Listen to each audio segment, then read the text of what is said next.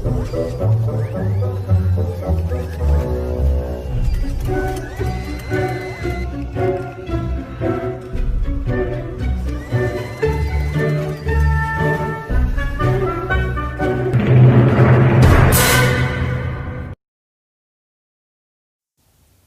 लोग पहली बार इस वीडियो को देख रहे हैं वो इस चैनल को अभी सब्सक्राइब कर लें ताकि आने वाली सभी वीडियो का नोटिफिकेशन आपको मिल सके और सबसे पहले आप उस वीडियो को देख सके और आनंद ले सके और अपने मित्रों को शेयर करना ना भूलें।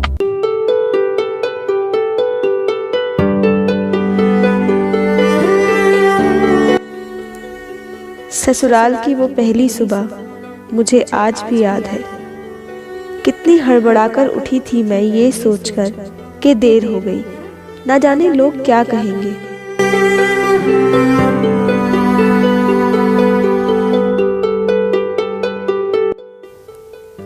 एक रात ही तो काटी थी ना मैं, और एक ही रात में इतना बदलाव, जैसे किसी ने आकाश में उड़ते हुए पंछी को सोने के मोती देकर पिंजरे में बंद कर दिया हो। शुरू के कुछ दिन तो यूं ही गुजर गए और फिर हम दोनों शहर के बाहर घूमने चले गए थे और फिर जब वापस लौटे तो सासू माँ के चेहरे पर खुशी तो दिखाई दे रही थी, पर सिर्फ अपने बेटे के लिए।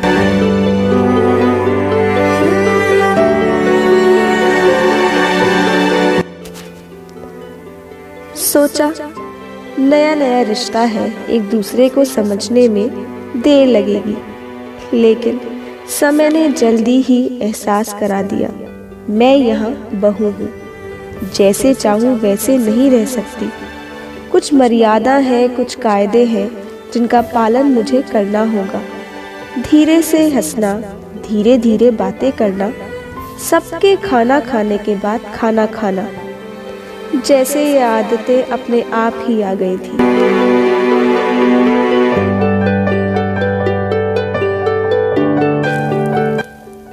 और घर पर भी कभी कभी ही माँ से बात हो पाती थी। धीरे धीरे पीहर की याद सताने लगी। ससुराल में पूछा तो कहा गया अभी नहीं, कुछ दिन बाद। जिस पति ने अभी कुछ दिन पहले ही मेरे माता पिता से ये कहा था पास में ही तो है, कभी भी आ जाएगी, उनके भी सुर अब बदले हुए थे।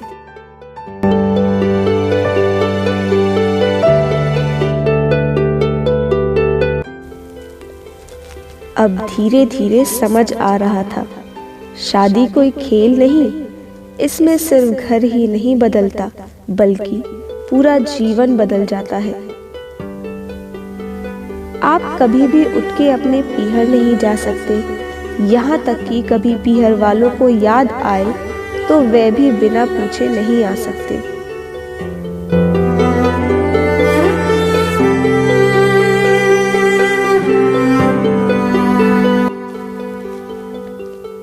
पीहर का वो अल्लड़पन, वो बेबाक हंसना, झूठे मुंह रसोई में से कुछ भी छू लेना, जब मन चाहे तब उठना, सोना, नहाना, अब सब बस यादें ही रह गई हैं।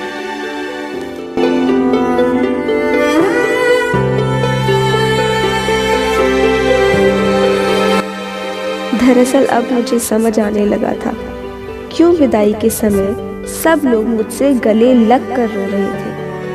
दूर होने का एहसास तो उन्हें हो ही रहा था, लेकिन एक और बात थी जो उन्हें अंदर ही अंदर परेशान कर रही थी। जिस सच से उन्होंने मुझे इतने साल दूर रखा, अब वो सब सामने आ ही जाएगा।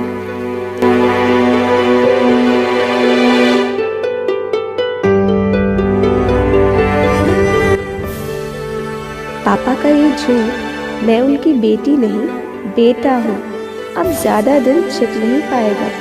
उनकी सबसे बड़ी चिंता थी उनका ये बेटा, जिसे कभी उन्होंने बेटी होने का एहसास ही नहीं कराया, अब वह जीवन के इतने बड़े सच को कैसे स्वीकार करेगी।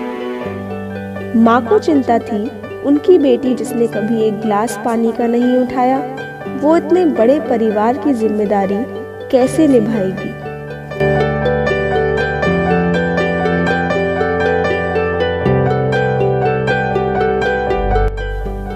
सब इस विदाई और मेरे पराये होने का मर्म जानते थे, सिवाय मेरे। इसीलिए सब ऐसे रो रहे थे मानो मैं डोली में नहीं, अर्थी में जा रही हूँ।